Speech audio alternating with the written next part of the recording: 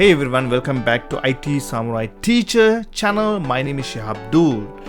My channel all about bringing you a simple and powerful tech tutorials. Today I'm going to show you how to enhance the security of your Raspberry Pi 5 using a tool called Fail2Ban. If you're running services like SSH or web servers, this tool is a must-have to protect against brute force attacks and malicious attacks. First, what exactly is Fail2Ban?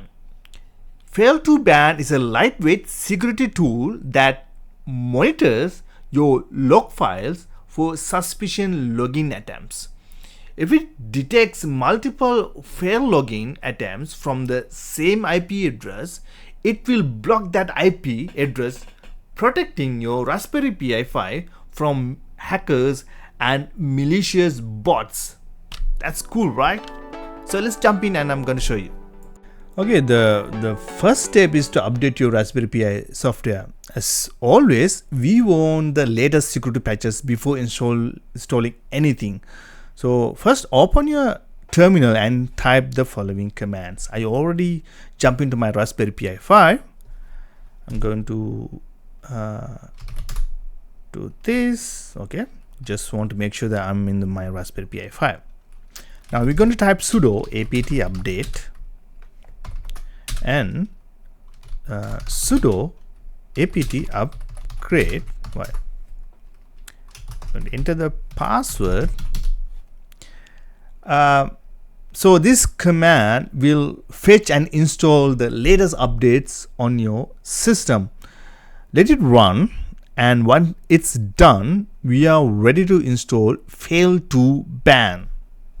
Now you can see it's installed. I mean, if you're doing the first time, it takes some time, right? Now let's install Fail2Ban. It's available in the default Raspberry Pi OS repositories. So all we need to do is just run. Let me type that. Sudo apt install Fail2Ban.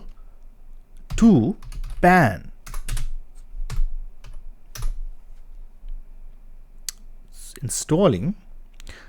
So once install Fail2Ban will automatically start running in the background, monitoring for malicious activity.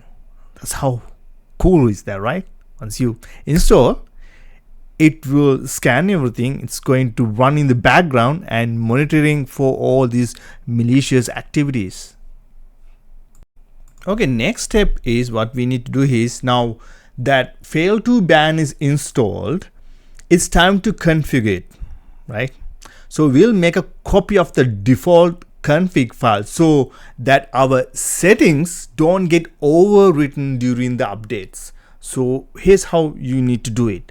So we're going to type sudo cp/etc fail2ban. I'm going to jail.conf etc. I'm going to explain you in a bit, so hold on. etc fail2ban slash jail.local, and I'm going to hit enter. Okay, now let's see what's this command do, right? Sudo is a super user command, administrator command, and after that we can see the cp. This is the Unix Linux command for copying files. The format for using is cp, right? And source and destination. So where is the source is the file you want to copy, and the destination is where you want to the file to be copied, right? So yeah, it makes sense, right? So the source is, you can see cp source, right? You want to copy, and the destination is where you want to file to be copied to. So example, etc fail2ban jail.conf, right? This is the source file that you are copying. It's the configuration file for Fail2Ban, a tool that helps to protect servers from brute force attacks by blocking IPs that have too many failed login attempts. The jail.conf file contains the default configurations for Fail2Ban. Now next is etc Fail2Ban jail. Right, so this is the destination. This is the destination file. You are creating a copy of jail.conf and renaming it's a jail.local.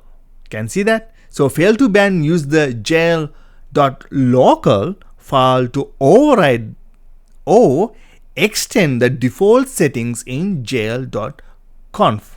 This allows you to make the custom changes without affecting the default configuration file, which might get overwritten during the software updates.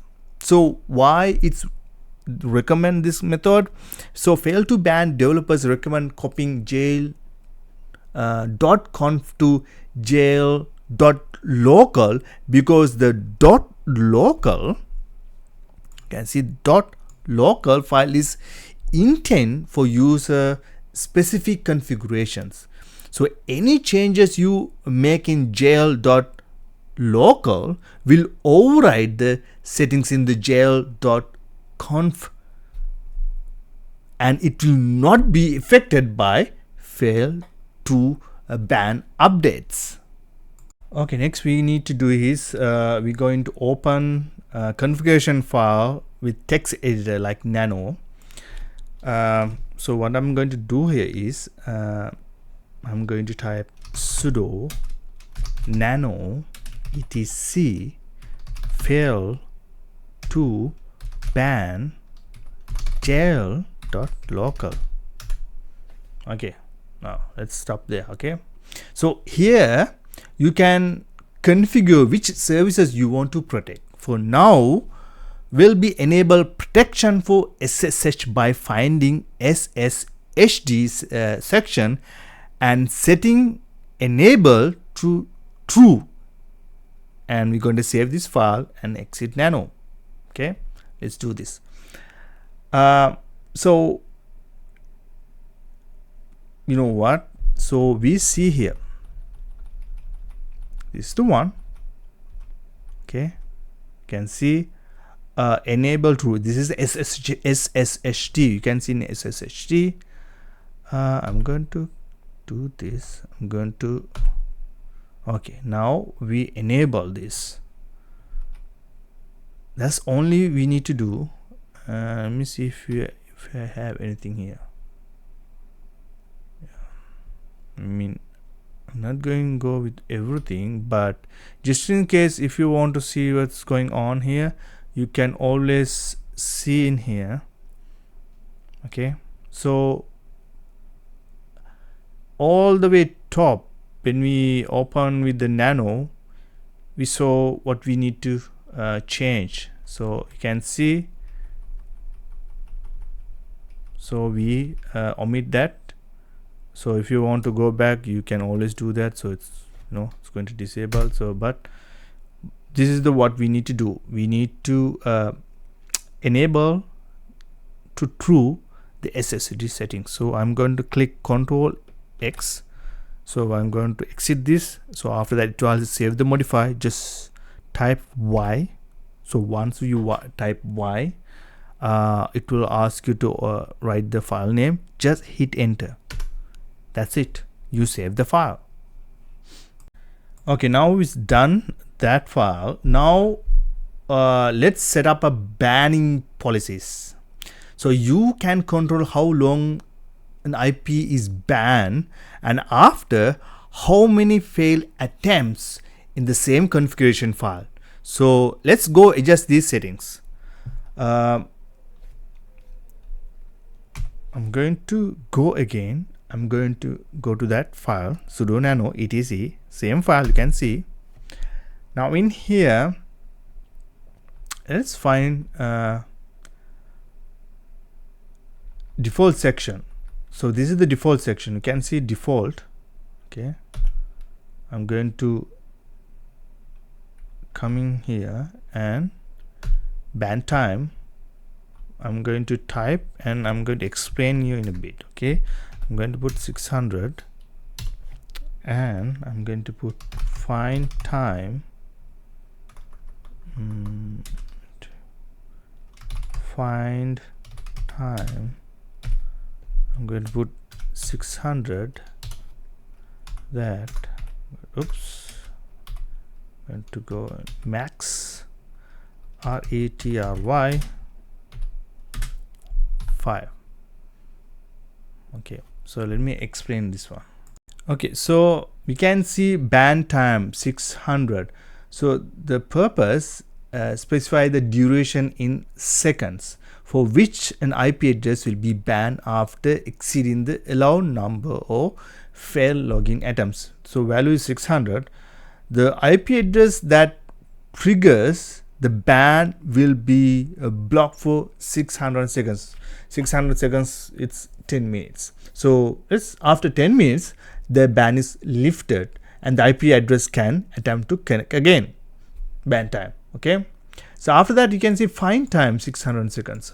So this purpose is define the time window in seconds during which the number of failed login attempts must occur in order to trigger a ban. The tool will look for failed login attempts within the last 600 seconds, that's mean 10 minutes. If the number of failed attempts within this time period exceed the max entry value, ban will be triggered. Got it? Now you can see the max entry 5. So the max entry 5, this purpose specify the maximum number of failed login attempts allowed before banning the IP address. So 5 attempts, 5 failed attempts. If there are more than 5 failed login attempts within the find time 600 seconds, that's been 10 minutes, the IP address responsible for those attempts will be banned for the duration specified by ban time 600 seconds, that means 10 minutes. Got it? Okay, now I'm going to do exit, save, enter. So I save the file. So after configuring Fail2Ban, we need to restart the service so that the changes take effects. So what I'm going to do is I'm going to type sudo, that's super user command, systemctl restart Fail2Ban. Okay, we restart the Fail2Ban and that's it. Fail2Ban is now actively protecting your Raspberry Pi 5 from unwanted access attempts. You can test it out. Don't have a test things right now, but this is how you protect your Raspberry Pi from Fail2Ban, like logging attempts, right? So if you want to check whether Fail2Ban is working, you can view its status using this command. So what I'm going to do, sudo Fail2Ban client status. As we can see, after running the command to restart Fail2Ban using sudo systemctl restart Fail2Ban and checking its status, sudo systemctl status Fail2Ban, we get confirmation that Fail2Ban is active and running. This means the service is now actively monitoring our system for any suspicious logging attempts and will take action to block malicious IP address according to the configuration we have set. The status message shows that the service is loaded and enabled to run automatically on boot. It's active, which means Fail2Ban is successfully running in the background.